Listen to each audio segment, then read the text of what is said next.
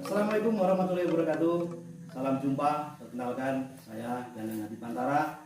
Saat ini saya sebagai manajer kebun Gunung Gumitir, salah satu unit kerja dari PTPN 12. Seperti kita ketahui bahwa Kementerian BUMN telah menetapkan 10 kompetensi bagi CEO BUMN, yaitu leading change, driving innovation, developing organizational capabilities, digital leadership, strategic orientation, driving execution, business savvy, customer focus, building strategic partnership, dan yang terakhir adalah managing diversity. Pada video ini saya akan mengulas sedikit banyak tentang 10 kompetensi tersebut dan bagaimana implementasi dan juga apa yang harus dilakukan di PTPN 12 versi saya. Check it out. Yang pertama adalah leading change, yaitu merupakan kemampuan yang dimiliki oleh seorang CEO untuk mengidentifikasi, melaksanakan dan memimpin perubahan dalam organisasi untuk menuju kondisi yang diinginkan secara berkelanjutan. Siklus hidup organisasi seperti kita ketahui adalah yang pertama sebagai startup, kemudian growth, di mana terjadi pertumbuhan yang sangat cepat, dan setelah growth ini sebuah organisasi akan mengalami kematangan atau maturity.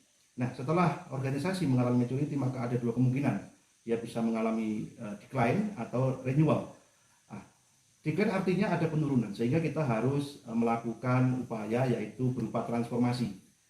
Nah, disinilah diperlukan kompetensi seorang CEO untuk menjadi seorang leader of change.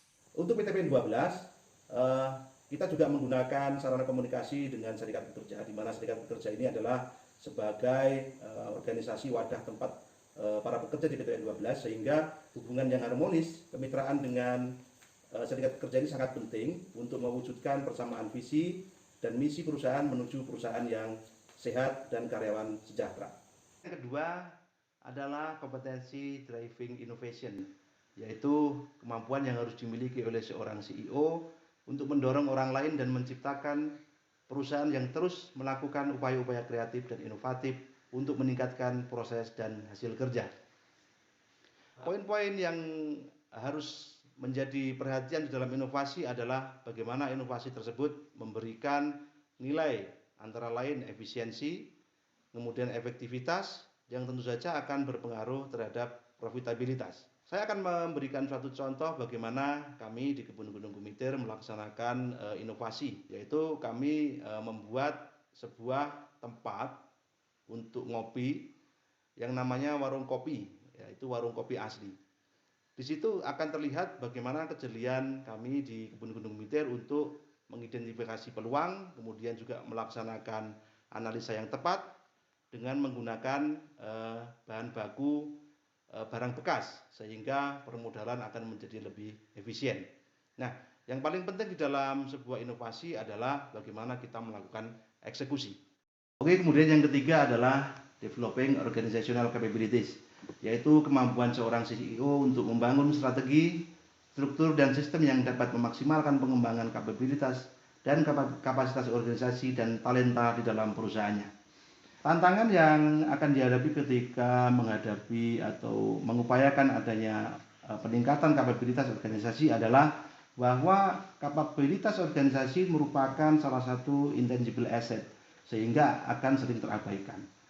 Bagi PTPN 12, saya kira juga sistem terkait dengan organizational capability juga belum ada, sehingga saya kira PTPN 12 juga harus mulai concern untuk bagaimana membangun sistem pengukuran dan pengembangan terhadap organizasional kapasitasnya bagi PTPN 12 itu sendiri. Kompetensi yang keempat adalah digital leadership, yaitu kemampuan yang harus dimiliki oleh seorang CEO untuk mengarahkan, memimpin, serta mengevaluasi proses transformasi digital perusahaan dengan mendayagunakan seluruh sumber daya dan nilai tambah yang dimiliki oleh perusahaan.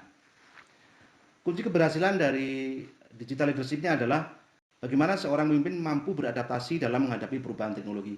Bagi PTPN 12 sendiri, saya kira perlu juga untuk saat ini membangun database digital, di mana itu merupakan database yang memuat semua informasi terkait PTPN 12, utamanya terkait dengan areal dan komoditasnya, sehingga seorang pemimpin juga bisa mengambil keputusan secara tepat, cepat, dan akurat.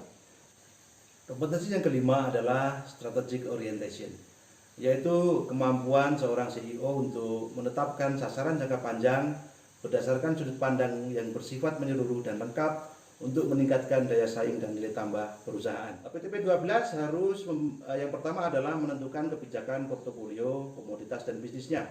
Kemudian yang kedua itu harus dikomunikasikan kepada holding dan kemudian menentukan dan melaksanakan manajemen strategik untuk mengimplementasikannya.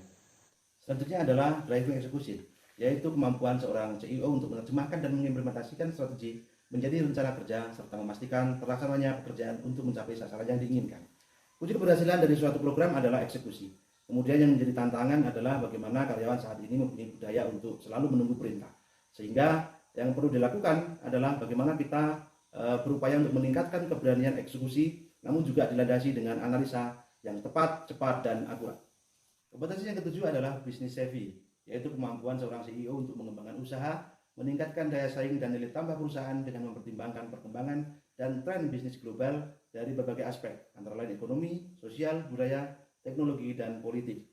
Kunci keberhasilan dalam business savvy adalah bagaimana mindset seorang pemimpin dan juga penguasaan financial acumen serta strategic execution. Kondisi di PTPN 12 saat ini adalah beberapa aset dan bangunan belum termanfaatkan secara optimal. Untuk itu saya kira PTPN 12 saat ini perlu juga untuk segera melakukan kajian dan analisa secara cepat, tepat dan akurat bagaimana untuk mengoptimalkan aset tanah dan bangunan yang dimilikinya. Selanjutnya, kompetensi yang ke-8 adalah customer focus, yaitu kemampuan seorang CEO untuk mengidentifikasi kebutuhan pelanggan serta memberikan pelayanan terbaik untuk memastikan tercapainya tuntutan dan harapan pelanggan. Kompetensi yang ke-9 adalah building strategic partnership, yaitu kemampuan yang harus dimiliki seorang CEO untuk membangun dan mengembangkan kemitraan strategis dengan stakeholder kunci untuk mencapai dan meningkatkan nilai tambah perusahaan. Apa manfaat dari strategic partnership? Yaitu adanya peluang untuk meningkatkan keahlian, modal, dan sumber daya. Ya, akhirnya yang terakhir adalah kompetensi manajemen diversity, yaitu kemampuan yang dimiliki oleh seorang CEO untuk mengelola dan memanfaatkan keberagaman para pemangku kepentingan untuk meningkatkan nilai tambah dan daya saing perusahaan.